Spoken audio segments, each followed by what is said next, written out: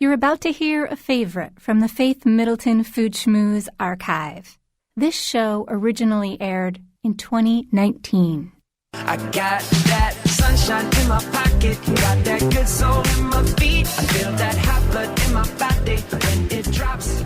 It's great to have you joining the party on the Faith Middleton Food Schmooze, inviting you to eat, drink, and be merry with us. We're going to teach you how to throw together easy, delicious meals straight from the fridge and kitchen cabinets. No extra shopping, no kidding. If you stock the right stuff on a regular basis, less stress, we promise. We're in our studios at the Big G, Gateway Community College in downtown New Haven. Are you ready to hear how my treasured food buddies make their no-stress dinner meals thrown together from the fridge, the cabinets, the freezer? Plus, we have a new edition of a cookbook that is a classic for fast, easy, delicious meals on the fly. Pam Anderson will join us later to talk about her new edition of How to Cook Without a Book. In the end, that's what we're talking about. Hey, everybody. Hey, Faith. Hey, Faith. Okay, Chris Prosperi, you write a column in the Hartford Courant about home cooking, and you and Linda Juke, I think you do a fantastic job at that, I have to say. But also, you're a professional chef and you have a restaurant. How can we throw together something based on what's in the fridge and in the so-called pantry? Oh, I'm the best for this because, like most chefs, I keep no food at home. Bare minimal, because I always bring food home. But in a pinch or late at night or the occasional snowstorms that we get here. Or you can do this on purpose. Or on purpose. The meal that I keep on hand that's really fast and easy is pasta with clam sauce. And it's all canned, jarred pantry stuff. Start with some garlic, saute it with a little olive oil. If I have an onion, I'll put it in there. If I don't, I don't. I keep an 8-ounce jar of clam juice, and then a little can, I think it's 4 ounces of chopped clams. Just saute. You get a can? Yeah. You don't go to the fish market and all that business? No, because this is last minute. So it's really easy. I pour in the clam juice. I'm cooking my pasta, of course, on the side. It's whatever I have on hand. As soon as I'm almost ready to put my pasta in, I throw in the clams. Then I toss my cooked pasta in. I put a nub of butter if I have it, maybe a little extra olive oil. And then the only thing left, I always keep some grated cheese. You buy it in the bags in the grocery store, the already grated ones that they do for you. So a little Pecorino Romano cheese over the top, and I'm done. And it's heaven. You know how we all say, I call this hurricane food because you're pulling things off the shelf? I think we should call this on-purpose food because this is a great way to cook on any weeknight. That's our point of this show. And I have to throw in one thing. I learned how to make this in high school from my auto shop teacher in the auto shop. So this is why. And he kept those ingredients in the shop. And we cooked it on a little burner, electric burner that he kept like a hot plate? Like a hot plate and I a pot. thought you were going to say a blowtorch. No, a little hot plate he cooked with. It was a 2-burner hot plate, one for the boiling water and one for the sauce. And I'm like, if you can make that in the shop, then I can make this. It's one of the reasons I became a chef. Today, wouldn't you get thrown out? I'm sure you'd get thrown out for doing that. You tried to make linguine and Why clam does it always sauce. smell like pasta in there?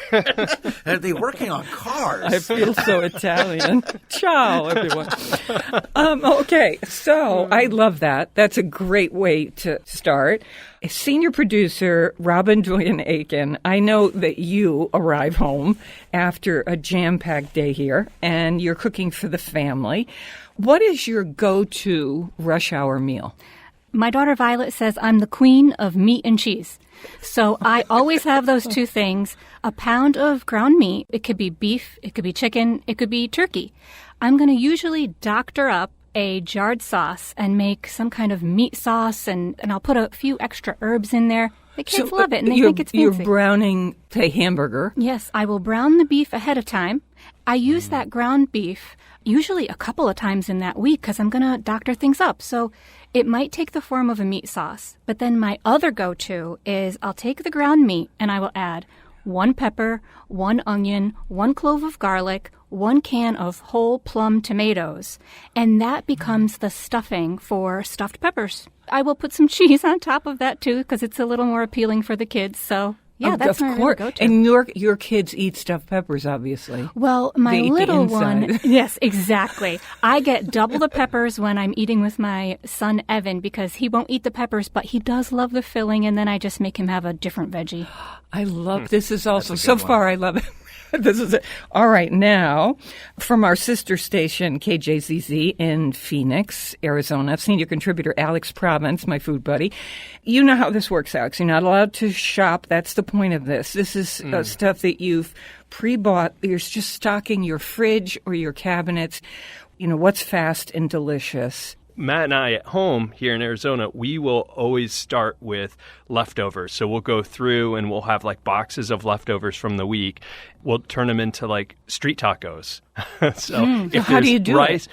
If there's rice left over from Chinese, we'll saute that with Mexican spices. If there's a little piece of meat, we'll chop it into tiny little pieces, whether it's chicken or leftover beef or a pork chop. You add some chili powder, some garlic powder, onion powder, salt, cumin. So on a screaming hot wok, you just continually stir until all the meat gets so crispy. We always have tortillas, like flour or corn in the refrigerator. You put the meat mixture on one of those with some cheese, sour cream, and whatever veggies you can find, and salsa, and you've got like a little Mexican dinner, and it oftentimes tastes better than the original leftovers. Nice. I know, and I love the idea of just having the courage to chop things up, and they do taste delicious.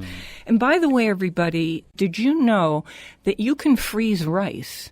When you have leftover cooked rice, lots of times people put it in the refrigerator planning to use it somehow. And you know, 2 weeks later you say, what are these little nuggets in here? You can put those in the freezer and they're perfectly fine. It's a great Just a tip. Ziploc bag. Sure. Yeah, Chris, Ziploc bag. so how would you bring frozen rice back to life? Microwave. A little bit of water. I put it in a microwave That's what I dish. A little bit of water in it. Cover it, paper towel, and then throw it in the microwave. The cool thing is if you do like Alex says and put it in a bag, you can do it from frozen. It's exactly what I do, and I just did it this week. This is a favorite on-purpose meal for me and any friend who is, courageous enough to stop by on a weeknight. I stock up in my cabinets cans of olive oil tuna. I've always got at least 6 cans of that. And then I always have either red and white onions, both probably. I always buy a bunch of pitted olives, lemons and limes. You'll always find them in the refrigerator drawer. I always have olive oil, rice, pasta. I buy several things of lettuce. I always have a hunk of Parmesan and usually feta. So here's what I do. This time I had leftover rice. I put a little water in it, put it in the microwave with a paper towel over, just like Chris said. Okay, so that's warm. I open a can, depending if it's just for myself or I have a friend stopping by, a can or two of tuna in olive oil. If I'm making the rice, it takes a half hour for that to cook. Well, I don't have an Instant Pot. It goes in a bowl, and then I put the olive oil tuna in on top of it. I add some chopped red onion. I chop up a few of those pitted Kalamata olives or green olives. Nice. It doesn't matter if you like olives. I take cherry tomatoes. I always have a container hanging around. But you can use canned tomatoes. Oh, sure. Squeeze them with your fingers and throw them into the thing. I use cherry tomatoes, cut them in half, throw it into this mixture, squeeze a fresh lemon juice. I mix it all up together. And then I grate. I take that block of Parmesan. Chris, you get it already grated. I just grate it over the top. Chunk of bread that's hanging around, or corn tortillas that I keep in the freezer. It's a wonderful meal. And quick. It's so fast, so easy, so delicious, and I feel so Mediterranean. It sounds so Provençal, right? Yeah. Spanish even. I just need that boxed rosé is what I need. Okay, so we have lots more no stress, no shopping dinner meals, meaning you shop weeks before. We're not talking about planning everything. You just say to yourself, what are 5 things that can be go-to items? You hear us, we're mentioning rice. Help me out on this, folks. Pasta. Eggs. Pasta. Canned beans. garlic, Yeah, garlic. clams, Can of tomatoes. tomatoes. Yeah, chopped I or get whole. 6 Yeah. of those if you can. Buy 'em on sale. Get them on sale. Yep. Exactly. A cheese drawer. Yeah. Yeah, some kind of Parmesan. No, it doesn't Yeah. have to be a lot of things. Either a block of Parmesan or some grated Parm, whatever. Just Even some those kind of old cheese. ugly bits. Yeah. Yeah. In a little while, we're excited to have Pam Anderson with us because she's updated her beloved classic, How to Cook Without a Book. She has a million ideas. She's got something called Shove It in the Oven Stew. So we're going to talk about, you I might kinda wonder, like the what's name. that formula? That's coming your way. So if you had to stop at the grocery store as you listen to this, or if you're thinking, I don't have anything, just zero in on what we're doing. We're pulling things off the shelf. If you put your core favorites into it, probably it's going to work out to be pretty good. Okay, let's go around again. Chris, give me another one. This is on purpose, Yep, on easy, purpose, no easy. stress, weeknight, out of the cabinet or out of the fridge cooking. This is also one that if I get invited to a party or an outside event in the summer and I have to bring something and I didn't prepare for it, I use this one too. And it's a bean salad. And I look really fancy because I always buy different colored and shaped beans. Canned. You're talking about canned beans. Canned beans, like 2 for $1 or whatever it is. And you just buy a bunch of different ones like pink beans and pinto beans and black beans and cannellini beans and chickpeas. I'll take 4 or 5 of them in a colander, just give them a quick rinse, throw them in a bowl. If I have a pepper in there, I'll chop that in. Or if it's just celery and onion, I'll chop that in. Or if I have a bunch of scallions. So just some kind of crunchy vegetables. It could be carrots. Doesn't matter. And then I always keep turkey pepperoni. That's another trick of mine. Chop it up, right? They're already sliced. And then Newman's Own Caesar salad dressing. I'm telling you, it is the best bean salad you'll ever have in your life. And just pour the Caesars, the Newman's I Own take Caesar swigs of salad that dressing and just give it a stir. I brought it to a party once. People were like, oh my God, because I'm a chef, they think I cooked all the different beans separately. And I fun. made this dressing and, what did I cure the Wow. meats to? No, it's turkey pepperoni.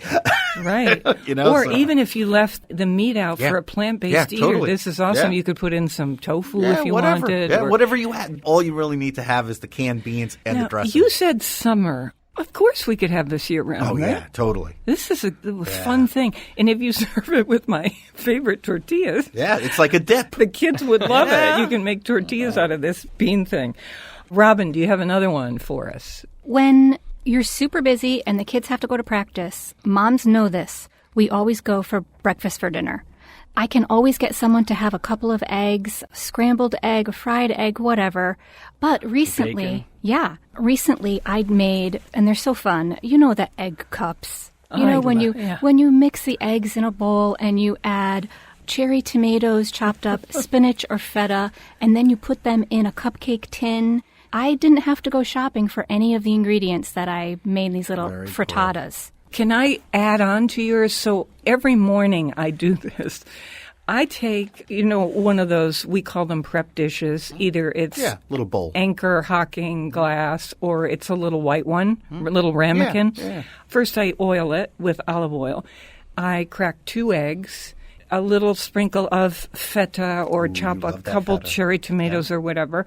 And I stick it into the microwave. I do the for same thing. You do? Totally. Minute, Yeah, minute, yeah. 30 Yep. seconds. And then you can turn it out. Yeah, you and put can. it on a plate. I just eat it with a spoon out of there. There's no appealing of my hard-boiled Little eggs salt. anymore. No, I love it. Yeah. There's not a reason in the world that you can't serve that as the core of a dinner plate with a lot of other stuff around it. Maybe Little tortilla garnish on top. chips and salsa, and kids would really think that was fun. People give the microwave a bad rap. I'm using it all the time for simple stuff like this. It really is the most amazing kitchen tool. Alex Province, what do you have? All right. Mine's kind of like Robin. A go-to is always a cheese omelet. So easy. Eggs are always there, and you can use whatever kind of cheese. But a Spanish one that I grew up with my mom doing is if you just take a saute pan with some olive oil and you slice garlic. So don't mince it. Just do little slivers. and you put that in the olive oil and you kind of let the oil absorb all the flavor of the garlic without burning it. And then you take just some spinach, the washed spinach that everyone always has a box of in the refrigerator, put that into the saute pan and cover it until the spinach just kind of wilts. Then we'll just take an egg in a bowl, whisk it, and drizzle it over the cooked spinach. And then you use a little spatula and you kind of mix it all together with a little touch of salt, a little pepper.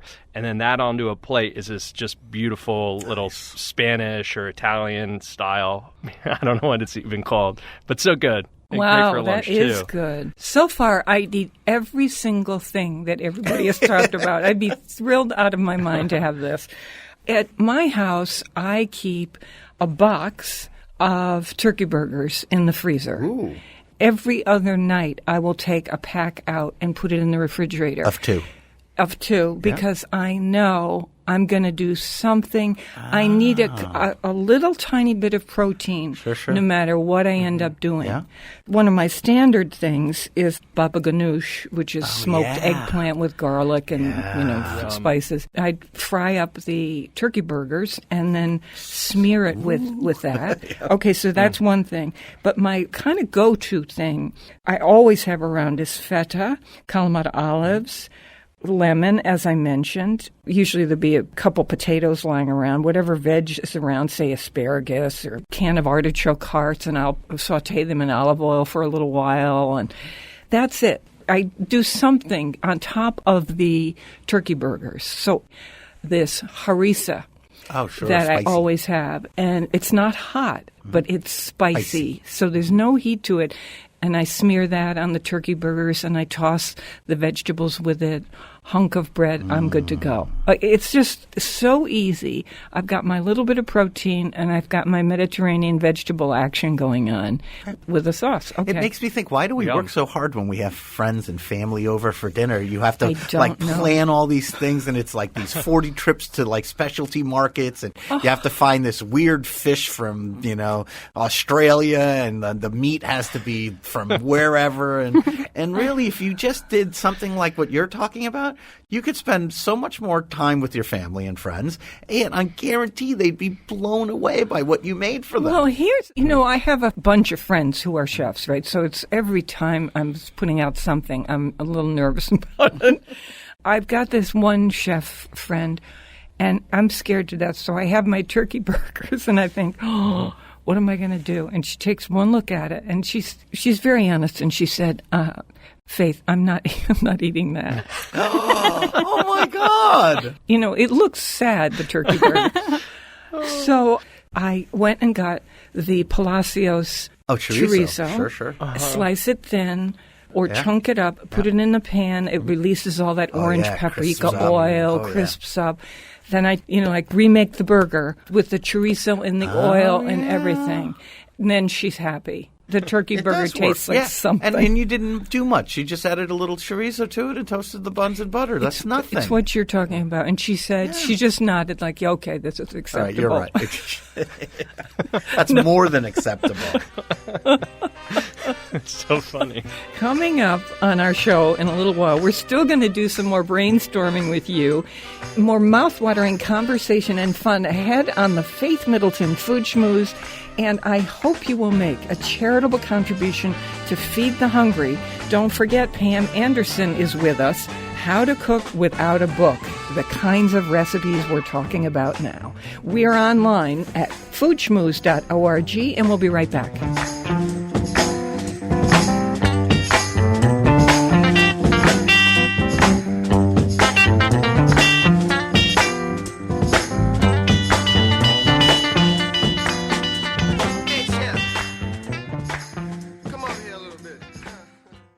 You're listening to a rebroadcast of the Faith Middleton Food Schmooze. This show originally aired in 2019. Beans and cornbread. Beans and cornbread. Beans and cornbread. Beans and cornbread had a fight. Beans knocked cornbread out of sight. Cornbread said, now that's all right. Meet me on the corner tomorrow night. I'll be ready. I'll be ready tomorrow night. I'll be ready.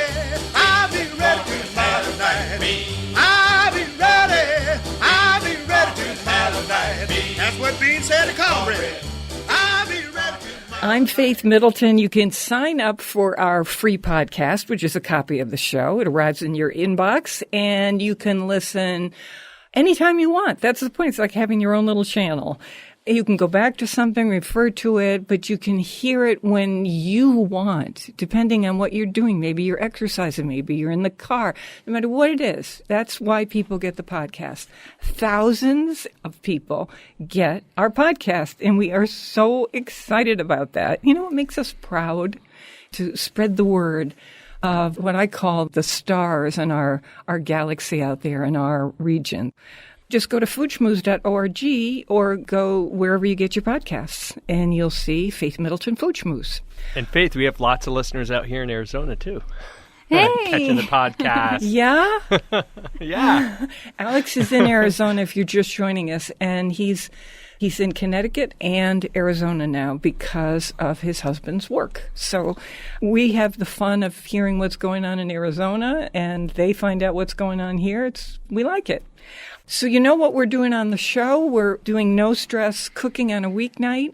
Nothing too exotic. You just throw things in your refrigerator and your cabinets, your pantry, if you're lucky enough to have one. Don't be afraid.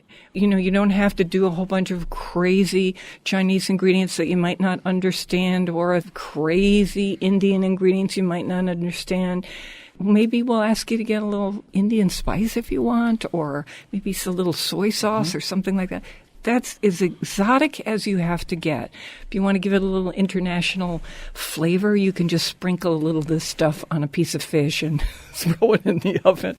Chris, give us something you would do, no stress cooking on a weeknight. I always keep those little round corn tortillas. Yes, I right? do. I either keep them packaged in my freezer, or I keep them in the Big refrigerator. Yeah, big stack of them. And I always keep, believe it or not, American cheese.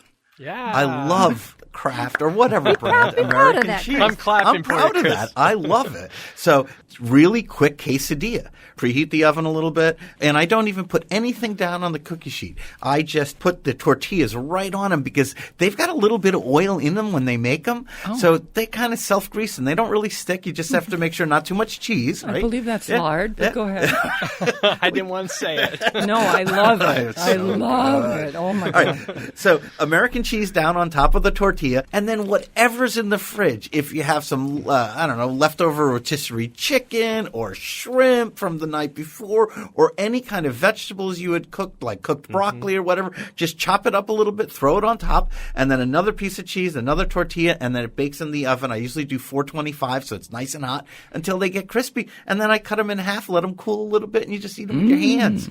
They're heaven. And that's a good one. And if you have kids coming over, that's just Never put a stack mind. of them and let them go. If you have me, how about me coming over? That sounds so good. And it can just be with Yum. cheese too. I do that too. Oh, Or yeah, me if too. I had your pantry with the olives, I would put some olives and cheese. Oh, yeah. This is so. You know how sometimes you have a rotisserie chicken left over? This tortilla thing in the oven is such a wonderful way to go with what you're describing to make a chicken quesadilla. You might have some cans of red peppers or whatever you have. beans or Love whatever that. you want. That's terrific. Robin Doyen-Aiken. It's not super, super quick, but everyone has right now in their pantry or their fridge all the ingredients they need to make a shepherd's pie. And that is my, it's my comfort food go-to, and I love it. You can make a big pan of it. You could do a bread loaf. You're saying size. it's easy, it's no stress. So how do you do it the no stress way? So I've got some ground meat already in my refrigerator.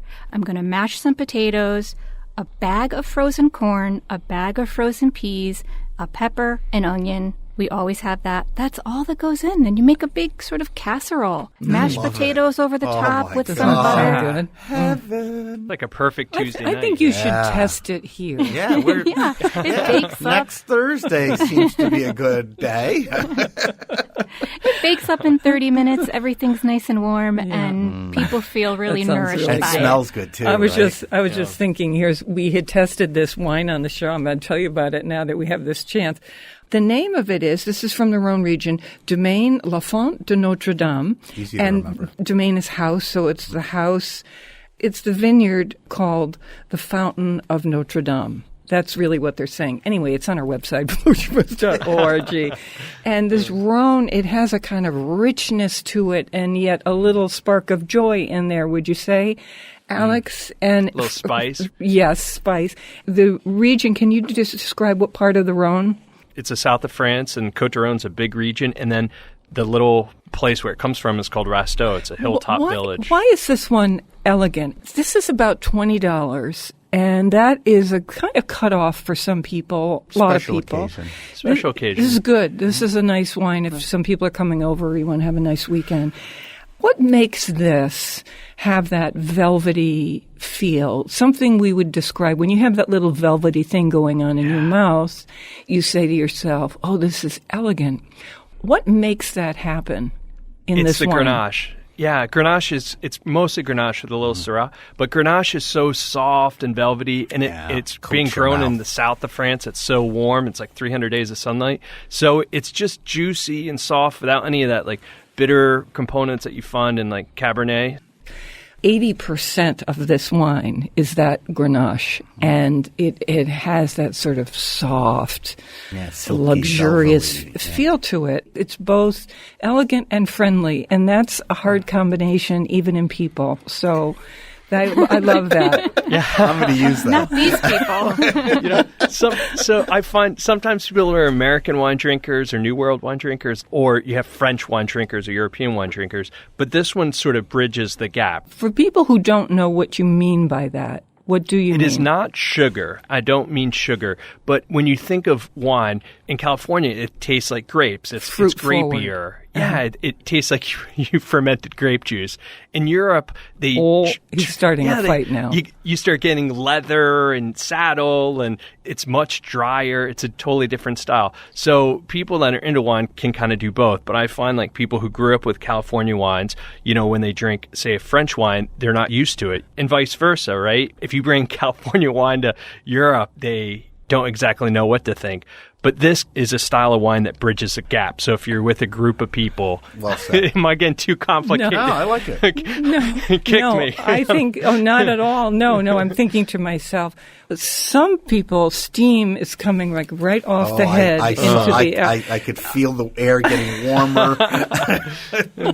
But I agree with them 100%. Listen, I was trained in the beginning with French wine for 5 years, and then I started with different countries, Spain and then Italy, and then so I know exactly what you're talking about, although let's just say, before people explode, there are exceptions to this idea that all the fruit bombs are in California. Oh, sure. And there are no elegant wines in California. Tons of Of course. You're right. Yeah. And I do like both. I like a fruit-forward Pinot Noir with that Bing cherry thing going on that feels so juicy and joyous.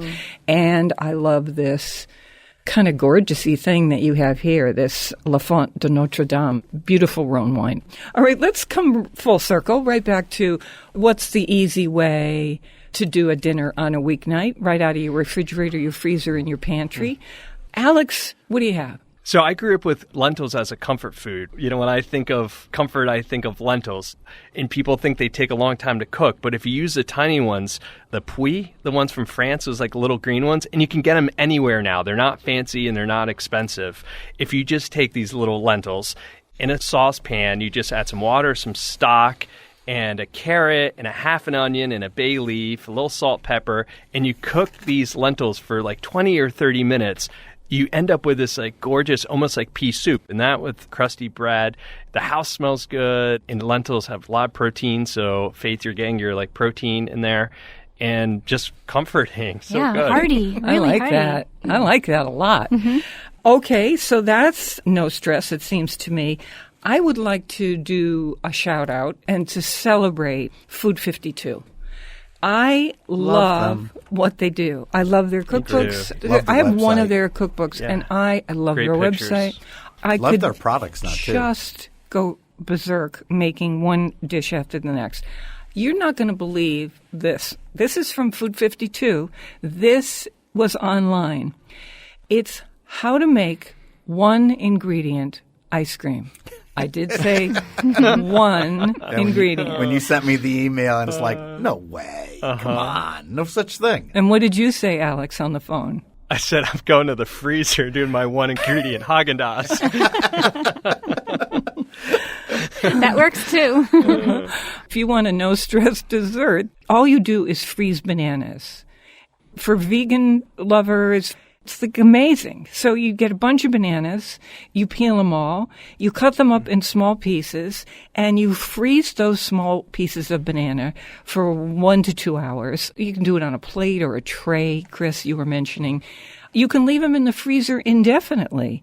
And then you just let them thaw a little bit before you make the ice cream because you're done.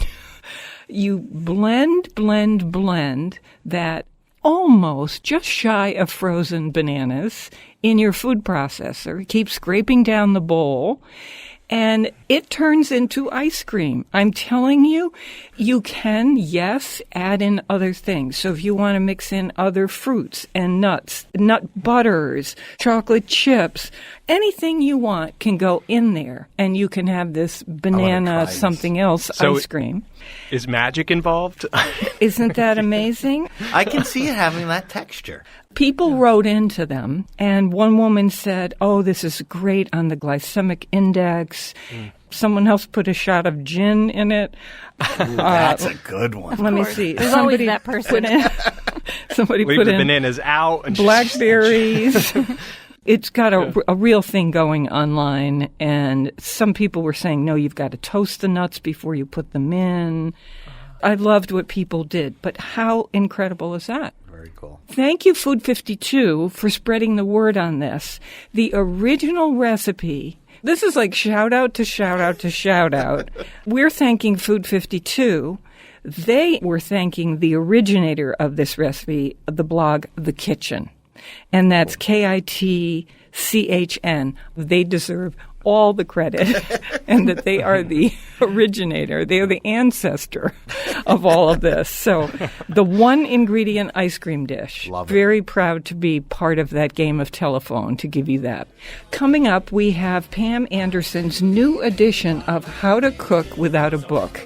So stay with us for that. We love the local. We ask you to support your local food growers and food makers. We'll be right back. Dinner bell, do the bell thing. I'm waiting for the dinner bell to do the bell thing. Dinner bell, ding, ding, ding. Waiting for the dinner bell to do the bell thing. Dinner bell, ding, ding. You're listening to a rebroadcast of the Faith Middleton Food Schmooze.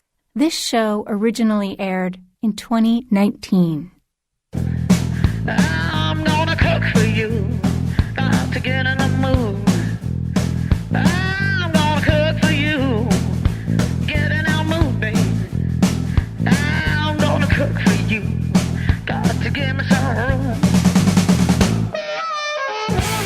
I'm Faith Middleton. This is the Food Schmooze Party, offering the richness of life and coming to you in Connecticut, Rhode Island, Massachusetts, and New York. New York, including Westchester County, the East End of Long Island, the Hamptons, of course. The senior producer is Robin Doyen Aiken, and to hear this show on Connecticut Public Radio, it airs Thursdays at 3 and podcasts, etc., foodschmooze.org. We've been telling you this is coming, and here it is. I wonder if you remember a book. I have to say that this was a genius thing to do, to ask the author, Pam Anderson, who's been on our show before, talking, of course, about her How to Cook Without a Book. This has been revised and updated with all kinds of new stuff in it, and it's how to cook out of the freezer, the refrigerator, the pantry, and on a weeknight. This is how you do no-stress cooking. If you're new to Pam, she is a best-selling author. She has 8 cookbooks. The Julia Child Award-winning The Perfect Recipe. How to Cook Without a Book was a James Beard-nominated book. Lots and lots of awards, and she has been AARP's official food expert. So here it is, the revised edition, and wait till you hear these ideas. Pam, welcome back to the Food Schmooze Party. So great to be with you, Faith. Okay, let's get into this. When you first did this book, you were a little bit ahead of the curve.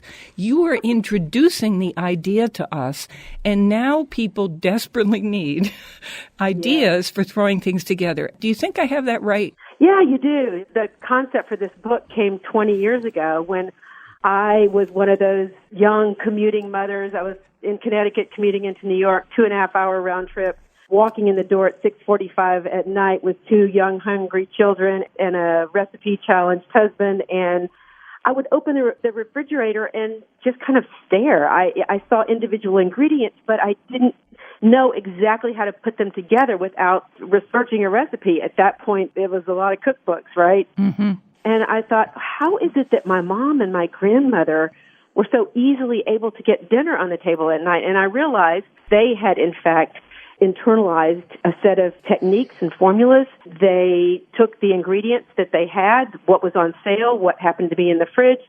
They had a lot more time on their hand and a lot fewer ingredients. So what I realized that I needed to do was to come up with my own set of techniques and formulas that worked for the time that I had and the vast array of ingredients that were available to me. That brings us to something that we just tried on the show. It's your tomato sauce formula. Now, you might think to yourself, are you kidding me? I'm going to come home from work and make a tomato sauce? But tell us how you do this. And thank you, by the way, for letting us put this on the website. This is really kind of a takeoff from the previous book. 18 years ago, I made the formula with 1 can of tomatoes.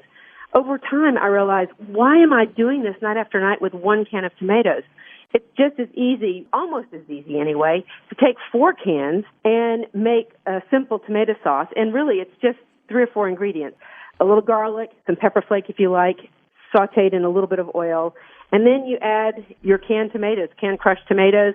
And you can either use garlic, as I suggested, or you can do the mirepoix of onions, celery, and carrot. And from those 2, you can obviously serve a very simple tomato sauce over some gnocchi, some pasta on your first night. And then you can disguise those other 2 quarts of tomato sauce so that you actually get 3 dinners out of 1 recipe of tomato sauce. And this tomato sauce is just really simple. So it's not one of these long simmering, hour, 2-hour projects. You saute the garlic, you dump in the tomatoes, you simmer for 20 minutes, you're done. You either have some cheese and crackers or give the kids some cheese and crackers, and there's your 20 minutes right there. Okay, Chris, now you made Pam's tomato sauce, and then you turned it into something else. Tell us what you did, because it was just so delicious. Yeah, I used her tiki marsala instructions. And it's so simple, it doesn't even require a book or a recipe, right? It's just all you do. First, you start with your chicken. Pam uses skinless chicken thighs, which I love. And you sprinkle a little bit of coriander and cumin on those. Sear them. Get them cooking on both sides. Take them out, and you add onion and fresh grated ginger. Once that cooks a little bit, you throw in the quart of her tomato sauce. And this is where you add a can of coconut milk. Then I put the chicken back in the pan, simmer it for 10 minutes, finish it with cilantro. And if you are even more stressed than we think, you could just, when you're at, Trader Joe's or wherever you are, buy a whole bunch of cans of Indian sauce.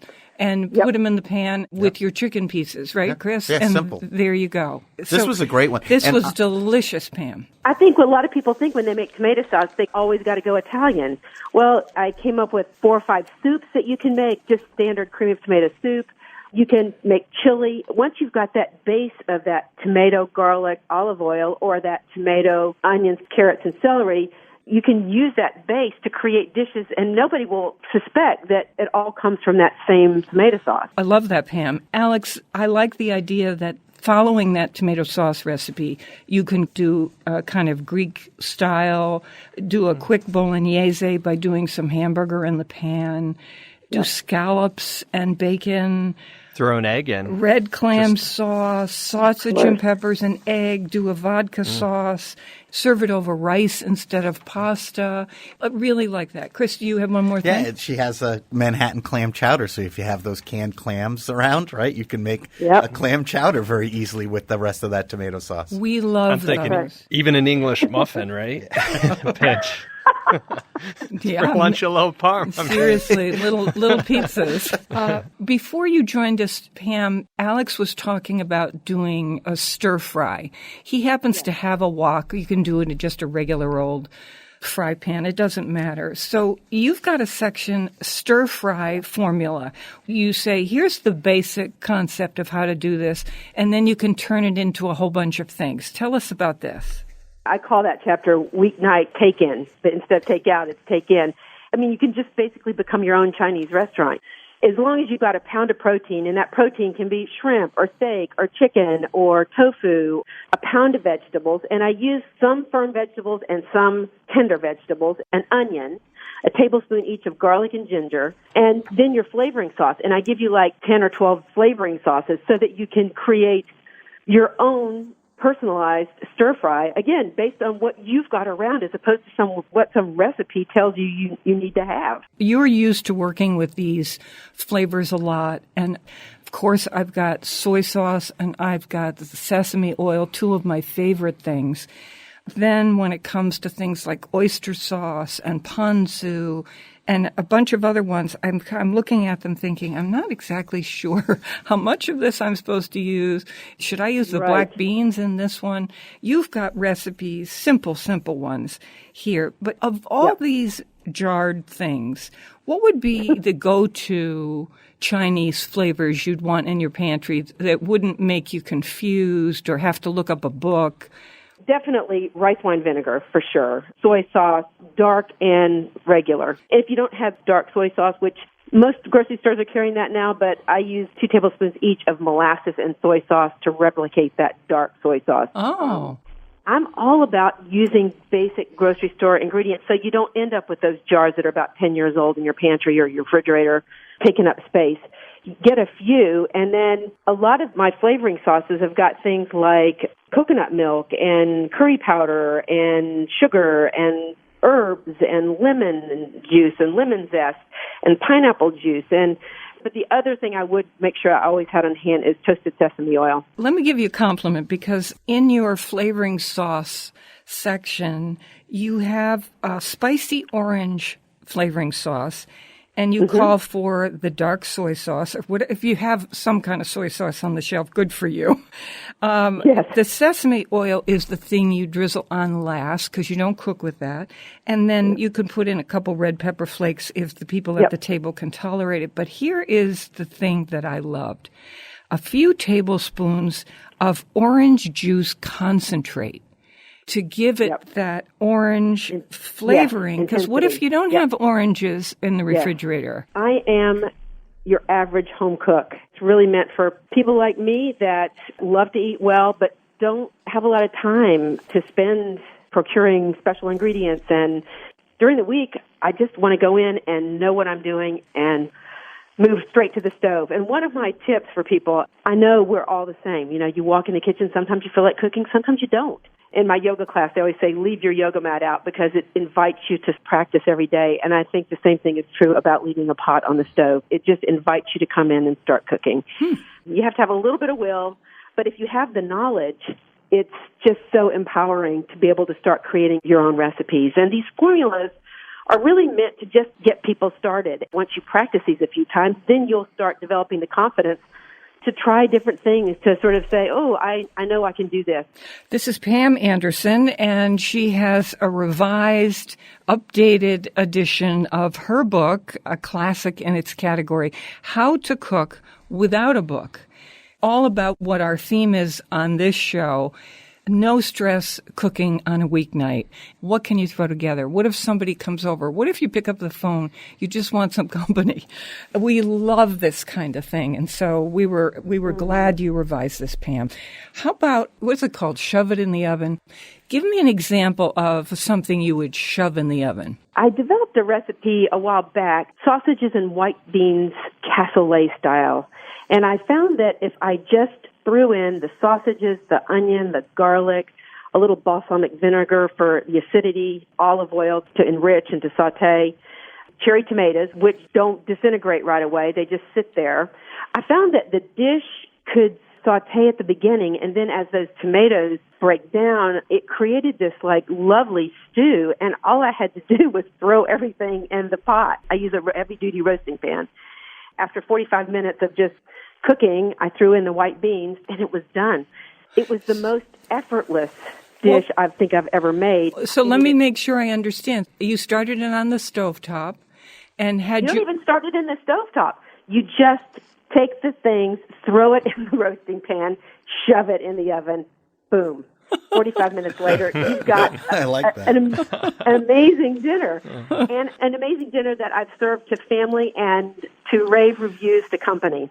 Wow, I like this. So then I was like, well, if I can do it with sausage, I could probably try it with chicken thighs, right? This is like being a human crock pot. I like that.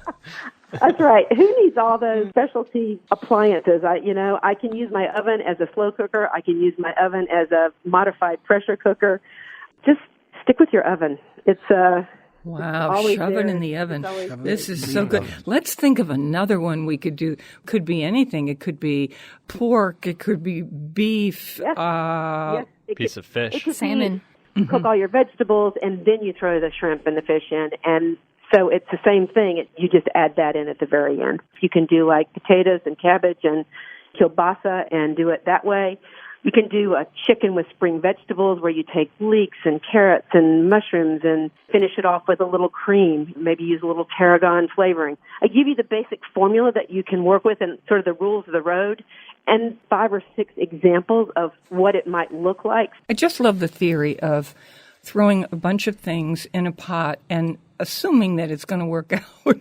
And with the heat treatment, right, Chris? Yeah. It does, sure does, in fact, work out. I was just thinking about, is it Roy Finnemore?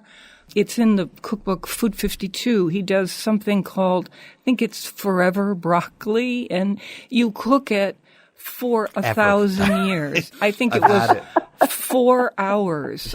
I just did this a couple Sundays ago. 4 hours with anchovies, olive oil, and red pepper. And you just let it simmer forever. It falls apart. It goes past what would be mush into something so luxurious. So there's something magic he's saying to us about heat. And Pam is saying to us, you just shoved that sausage with those ingredients into the oven, and a magic thing came out. That's pretty great. A lot of people think they have to wait till Sunday night to have a roast dinner. You can roast vegetables in 20 or 30 minutes, right? Well, what are the cuts that are small enough that will roast in the same time as those vegetables so that you've actually got kind of a weeknight roast dinner as opposed to always having to wait for Sunday to have the special roast dinner? Things like pork tenderloin, even a really big, thick steak. I create like a basic spice rub that you put on the meat so that it colors it, and it's got a little sugar in it, a little paprika, some salt, pepper, some garlic powder. You coat it in that and then put that in with your sheet pan of vegetables, and you've got a complete meal. Again, at foodschmooze.org, you'll see 3 of Pam's ideas for kind of weeknight cooking without all the pizzazz and stress that goes. You're busy, you're exhausted, maybe you don't even feel like cooking, and that's why we're featuring How to Cook Without a Book. Let me do a little test with you.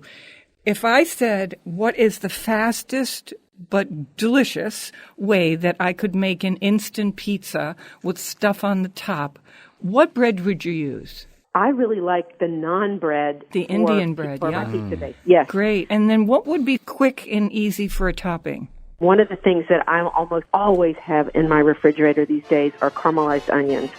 I do 4 onions at a time, and I always have those because I can use them on so many things. Obviously, they're wonderful on pizza. Thank you, Pam. Pam Anderson, How to Cook Without a Book. Thank you for coming back on the show. May you have lots of stress-free cooking.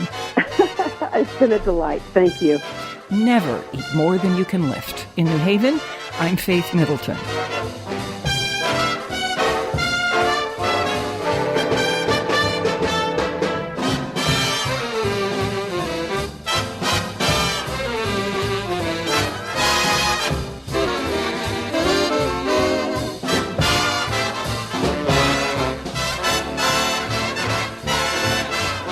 Everybody eats when they come to mind.